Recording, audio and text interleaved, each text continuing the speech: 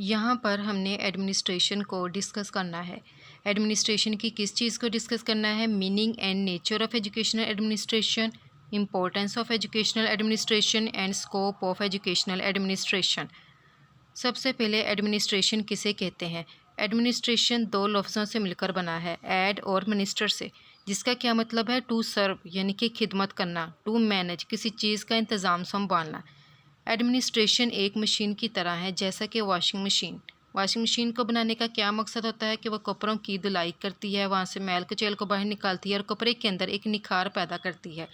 تو جب بھی کسی ملک کے اندر کوئی ادارہ بنایا جاتا ہے تو اس کے اندر ایڈمنسٹریشن نام کی ایک چیز موجود ہوتی ہے، اور ایڈمنسٹریشن اس ادارے کے اندر کیا کام کرتی ہے؟ اس ادارے کو چلاتی ہے۔ سو ایڈمنسٹریشن از دا پروسیس اور activity of running a business اور آرگنائزیشن۔ ایڈمنسٹریشن ایک ایسا پروسیس ہے جس کے ذریعے ہم لوگ کسی بھی بزنس کو چلاتے ہیں، کسی بھی آرگنائزیشن کو چلاتے ہیں۔ اب جیسا کہ کسی ملک کے اندر سکول بنائے جاتے ہیں تو اس سکول کو بنانے کا بھی ایک مقصد ہوتا ہے۔ اس کے علاوہ ہیلتھ کیئر ریلیٹڈ ادارے بنائے جاتے ہیں اور اس کو بنانے کا بھی ایک مقصد ہوتا ہے۔ تو ہر ایک ادارے کو بنانے کا ایک مقصد ہوتا ہے، اور اس مقصد کو ہم لوگ کیسے حاصل کر سکتے ہیں؟ ایڈمنسٹریشن کے ذریعے۔ تو یہاں پر ہم نے دیکھنا ہے ایجوکیشنل ایڈمنسٹریشن، یعنی کہ تعلیمی نظم و نسق۔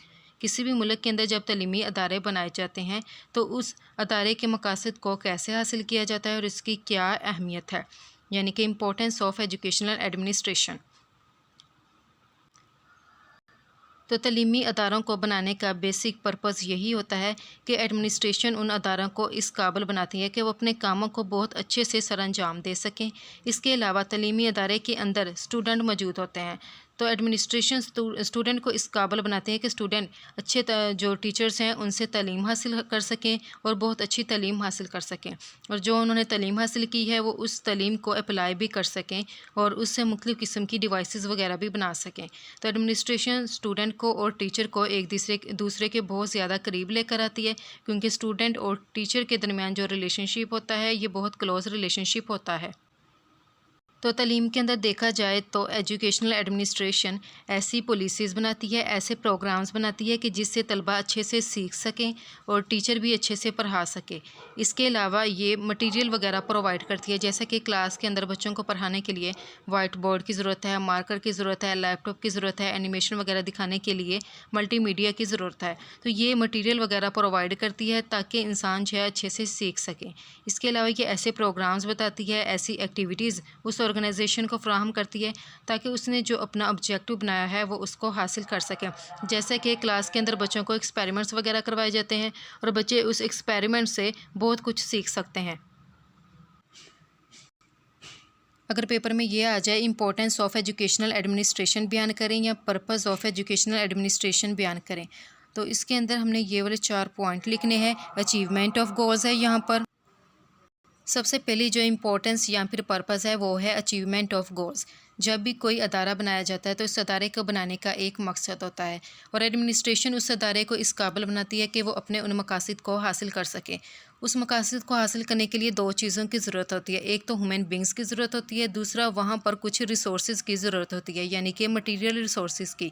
ہیومن بینگز کے اندر کون کون سی چیزیں، جیسا کہ اسکول کے اندر ٹیچر کی ضرورت ہوتی ہے، وہاں پر اسٹوڈنٹ کی ضرورت ہوتی ہے۔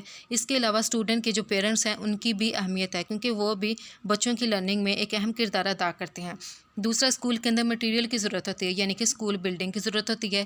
وہاں پر ایکسپیریمنٹ وغیرہ کرنے ہیں تو اس کے لیے ہمیں کچھ اپریٹس وغیرہ چاہیے ہوتا ہے۔ اس لیے ہیومن اور مٹیریل جو سورسز ہیں یہ اس گول کو حاصل کرنے میں اہم کردار ادا کرتے ہیں۔ دوسرے نمبر پر آتا ہے اکانومی، یعنی کہ ہمیں اپنے ملک کے اندر انسانوں کو پیدا کرنا چاہیے۔ کون سے انسان؟ جن کے پاس سکلز ہوں، یعنی کہ لوگوں کو سکلز سکھانی چاہیے۔ اگر دیکھا جائے تو امریکہ کی جو ترقی ہے اس میں اہم کردار کن لوگوں کا ہے؟ اس کے لوگوں کا، کیونکہ وہاں امریکہ کے جو لوگ ہیں وہ بہت ذہین قوم ہیں، اور اس کے علاوہ انہوں نے زیادہ تر اگر دیکھا جائے تو نوبل پرائز بھی انہوں نے ہی حاصل کیے ہیں۔ تو امریکہ کے لوگ اس کی اکانومی کو بوسٹ کرتے ہیں۔ اگر دیکھا جائے تو بل گیٹس نے مائکروسافٹ کو ایجاد کیا ہے، تو مائکروسافٹ کے ایجاد کرنے کا فائدہ صرف بل گیٹس کو نہیں ہوا بلکہ پوری دنیا کو ہوا ہے۔ تو بل گیٹس جو ہے اس نے بھی اپنے ملک کی جو اکانومی ہے اس کو بڑھانے میں ایک اہم کردار ادا کیا ہے۔ دوسرا یہ کہ ایلن مسک کو اگر دیکھا جائے تو اس کی کچھ کمپنیز ہیں جیسا کہ اسپیس ایکس ہے، ٹیسلا ہے، جو کہ گاڑیاں وغیرہ بناتی ہیں، راکٹس وغیرہ بناتی ہیں۔ تو ایلن مسک جو ہے دنیا کا ایک امیر ترین شخص ہے مکیش امبانی کے بعد، اور کبھی کبھی ایلن مسک بھی پہلے نمبر پر آ جاتا ہے۔ تو اتنا زیادہ وہ امیر کیوں ہے؟ کیونکہ اس نے اپنے اسکلز کو یوز کیا ہے، اسکلز کو یوز کرتے ہوئے اس نے یہ گاڑیاں وغیرہ، اس کے علاوہ راکٹس وغیرہ بنائی ہے، اور یہ بنانے کے لیے بہت زیادہ پیسے کی ضرورت ہوتی ہے۔ اسی لیے ایک ملک کے اندر جو اس کے افراد ہوتے ہیں وہ اس کی اکانومی میں ایک اہم کردار ادا کرتے ہیں، اور یہ افراد کہاں سے آتے ہیں؟ اسکول کے اندر موجود اسٹوڈنٹ سے۔ اسی لیے اگر ایک ٹیچر کلاس کے اندر اچھا ہوگا تو اسٹوڈنٹ کو وہ بہت اچھے سے اسکلز بھی سکھا سکے گا۔ نمبر تیسرا جو پرپز ہے وہ ہے کنزرویشن آف ریسورسز۔ ریسورسز کا کیا مطلب ہوتا ہے؟ وسائل، یعنی کہ وسائل کا تحفظ۔ کسی بھی ملک کے اندر اگر دیکھا جائے تو 3 قسم کے وسائل موجود ہوتے ہیں۔ ایک ہوتے ہیں قدرتی وسائل، دوسرا ہوتا ہے سرمایہ، اور تیسرا ہوتا ہے انسانی وسائل۔ قدرتی وسائل کون کون سے؟ جیسا کہ اس ملک کے اندر پہاڑ وغیرہ موجود ہوتے ہیں، وہاں پر اس کے موجود جو درخت وغیرہ ہوتے ہیں، اس کے اندر موجود بلڈنگز وغیرہ۔ جیسے کہ دبئی کس لحاظ سے مشہور ہے؟ کیونکہ وہاں پر دنیا کی ٹالسٹ بلڈنگ ہے جس کا نیم ہے برج خلیفہ۔ تو لوگ وہاں پر جاتے ہیں، ٹورسٹ برج خلیفہ کو دیکھنے کے لیے جاتے ہیں، تو اس سے اس ملک کی جو آمدن ہے اس میں بہت زیادہ اضافہ ہوتا ہے۔ تو ہمیں صرف نیچرل ریسورسز کے اوپر ڈیپینڈ نہیں کرنا چاہیے، بلکہ ہمیں جو ہے اس ملک کے اندر سرمایہ لگانے کی بھی ضرورت ہوتی ہے۔ جیسا کہ لوگ چائنا میں جاتے ہیں وہاں پر دیواریں چین کو دیکھنے کے لیے، کیونکہ وہ دنیا بھر میں مشہور ہے، تو لوگ وہاں پر جائیں گے، جانے کے لیے انہیں پیسے کی ضرورت ہوگی، تو دوسرے ملک کے اندر پیسہ جاتا ہے اور اس ملک کی ترقی ہوتی ہے۔ اس کے علاوہ پاکستان کے اندر اگر ہم لوگ دیکھتے ہیں تو پاکستان کے علاقہ جو ہے وہ بہت زیادہ مشہور ہے، جیسے کہ سوات وغیرہ کے، تو لوگ سوات کی خوبصورتی کو دیکھنے کے لیے پاکستان میں آتے ہیں۔ تیسرا یہ کہ سرمایہ کاری کی، دوسرا یہ کہ ضرورت ہوتی ہے، یعنی کہ پیسے کی۔ اگر ہم لوگ چاہتے ہیں کہ ہمارے ملک کی ترقی ہو تو ہمیں کچھ پیسے انویسٹ کرنے کی ضرورت ہوتی ہے تاکہ ہمارے ملک کی ترقی ہو سکے۔ جیسے کہ اکثر ہم لوگ دیکھتے ہیں کہ ایک ملک دوسرے ملک کے ساتھ بلینز جو ہے وہ ڈالرز کے معاہدے کرتا ہے تاکہ اس ملک کی اکانومی جو ہے وہ بوسٹ کر سکے۔ اس لیے ہمارے ملک میں بھی یہ چاہیے کہ ہم لوگ دوسرے ملک کے ساتھ معاہدے کر سکیں تاکہ ہماری اکانومی بوسٹ کر سکے۔ تیسرا ہے یہاں پر جو وسائل وہ ہے انسانی وسائل، یعنی کہ کسی ملک کے اندر موجود جو اس کی پبلک ہے اس کو کچھ سکلز سکھائی جائیں تاکہ وہ اپنے ان سکلز کو استعمال کرتے ہوئے کسی چیز کی ایجادات کر سکے، تاکہ نہ صرف اس ملک کا بھلا ہو بلکہ پوری دنیا کا بھلا ہو اس سے۔ اس کے بعد جو چوتھا پرپز ہے وہ ہے آپٹیمم یوز آف ریسورسز، یعنی کہ جو وسائل ہیں ان کا بہتر طور پر استعمال کیا جائے۔ اب پاکستان کے اندر اگر ہم لوگ دیکھتے ہیں کہ پاکستان کے جو مشرقی علاقہ جاتا ہے وہاں پر ٹنوں کے لحاظ سے جو فروٹ ہے وہ ہر سال گرتا ہے زمین کے اوپر اور خراب ہو جاتا ہے، اور ہماری جو گورنمنٹ ہے وہ اس کے اوپر ذرا بھی توجہ نہیں دے رہی۔ اگر ہم لوگ چاہیں تو ہم لوگ ان فروٹس کو سٹور کر سکتے ہیں ڈبوں میں، اور پھر دوسرے ممالک کو فروخت کر سکتے ہیں، اور اس سے ہم لوگ بہت زیادہ بلین ڈالرز کما سکتے ہیں۔ لیکن یہ کہ ہماری گورنمنٹ جو ہے اس کے طرف جو ہے کوئی توجہ نہیں دے رہی۔ پھر دوسرا یہ کہ ٹورسٹ یہاں پر پاکستان کے اندر آتے ہیں تو یہاں پر جو ہمارے مشرقی علاقہ جاتے ہیں وہاں کا جو انفراسٹرکچر ہے وہ ذرا بھی مضبوط نہیں ہے، یعنی کہ بلڈنگز وغیرہ۔ تو ہمیں چاہیے کہ ہم لوگ ان بلڈنگز وغیرہ کو اچھے سے بہتر طریقے سے بنا سکیں، وہاں پر ریسٹورنٹ اچھے سے بنا سکیں تاکہ وہ کھانا بہت اچھا ان لوگوں کو دے سکے، تاکہ ہر کوئی اس کھانے کو پسند کرے اور پاکستان کے اندر آ سکے۔ اب ہم نے دیکھنا ہے scope of educational administration. Scope کا کیا مطلب ہوتا ہے؟ Areas covered by that subject, یعنی کہ ایجوکیشنل ایڈمنسٹریشن کہاں کہاں تک پھیلا ہوا ہے اور اس کو ہم لوگ کیسے حاصل کر سکتے ہیں۔ تو فیول جو تھا اس نے کچھ اس کے لیے طریقہ کار بتائے کہ ہم لوگ سب سے پہلے پلاننگ کرتے ہیں، اس کے بعد ہم لوگ اسے آرگنائز کرتے ہیں، دین کمانڈ کرتے ہیں، کوآرڈینیٹ کرتے ہیں، اور پھر اپنی ایجوکیشن کو کنٹرول کرتے ہیں۔ اس نے بتایا کہ پلاننگ کیا ہے، کہ جب بھی ہم لوگ کوئی ادارہ بناتے ہیں تو اس ادارے کو بنانے کا ایک مقصد ہوتا ہے، اور اس مقصد کو ہم لوگ کیسے حاصل کر سکتے ہیں کہ سب سے پہلے ہم لوگ پلاننگ کرتے ہیں۔ پلاننگ کے اندر ہم لوگ بتاتے ہیں کہ ہم نے کون کون سی ایکٹیویٹیز اس کے اندر رکھنی ہے تاکہ ہم نے جو اپنے مقاصد بنائے ہیں اس کو ہم لوگ پورا کر سکیں۔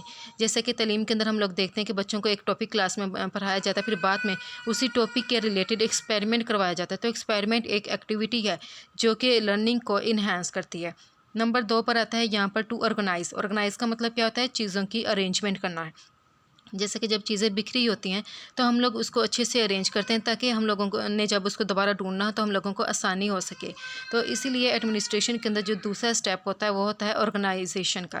تو آرگنائزیشن میں ہم لوگ کیا کرتے ہیں کہ ہمیں اس پروسیس کو، اپنے اس مقصد کو حاصل کرنے کے لیے جن لوگوں کی ضرورت ہے ہمیں ان لوگوں کو دیکھنا ہے، ہمیں اس کے لیے کون سے مٹیریل کی ضرورت ہے، جیسے کہ ہمیں بلیک بورڈ کی، وائٹ بورڈ کی، اس کے علاوہ بچوں کو انیمیشن دکھانے کے لیے ملٹی میڈیا کی ضرورت ہے، ہمیں فلاں آپریٹرس کی ضرورت ہے، فلاں کیمیکل کی ضرورت ہے، اور ہمیں جن ٹیچرز کی ضرورت ہے ان کے پاس کس قسم کا نالج ہونا چاہیے۔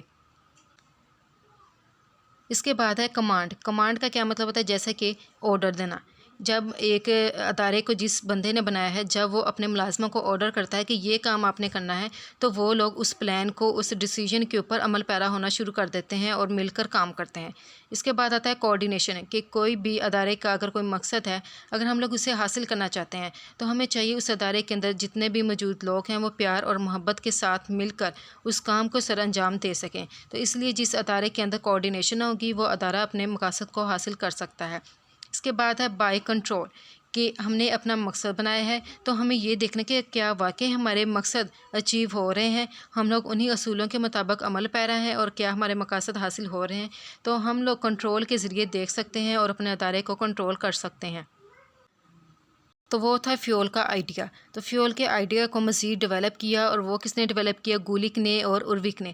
اس نے جیسے کہ وہاں تھا پلاننگ، آرگنائزنگ وغیرہ، کوآرڈینیٹنگ وغیرہ کرنا، تو انہوں نے، گولک اور اروک نے، اس آئیڈیا کو مزید ڈیولپ کیا اور کچھ مزید پوائنٹ اس کے لیے انہوں نے ڈیولپ کیا، اور اس کے لیے انہوں نے ایک فارمولا دیا، وہ ہے پوس ڈیکور۔ پوس ڈیکور کا کیا مطلب ہے؟ پی کا مطلب ہے پلاننگ، یہاں پر او کا مطلب ہے آرگنائزنگ، ایس کا مطلب ہے اسٹافنگ، ڈی کا مطلب ہے ڈائریکٹنگ، اس کے بعد ہے یہاں پر سی او، اس کا مطلب ہے کوآرڈینیٹنگ، آر کا مطلب ہے رپورٹنگ، اور بی کا مطلب ہے یہاں پر بجٹنگ۔ اب نیکسٹ ہم نے اس فارمولے کی جو ہے ایکسپلینیشن دیکھنی ہے، یعنی کہ یہ والے جتنے بھی سٹیپس ہیں اس کی ہم نے ایکسپلینیشن دیکھنی ہے۔ تو پہلا سٹیپ اس کے اندر ہے پلاننگ۔ پلاننگ کو کیا کہتے ہیں؟ منصوبہ بندی۔ تو جب بھی ہم نے کوئی ادارہ بنایا ہے، اس ادارے کو بنانے کا جو مقصد ہوتا ہے اس کے مطابق ہی ہم لوگ اس چیز کی پلاننگ کرتے ہیں کہ یہ ہمارے اصول ہیں اور انہی کو مد نظر رکھتے ہوئے ہم نے اپنے مقاصد کو حاصل کرنا ہے۔ اس کے بعد آتا ہے آرگنائزنگ۔ آرگنائزنگ کا مطلب کیا ہوتا ہے؟ کسی چیز کو ترتیب دینا۔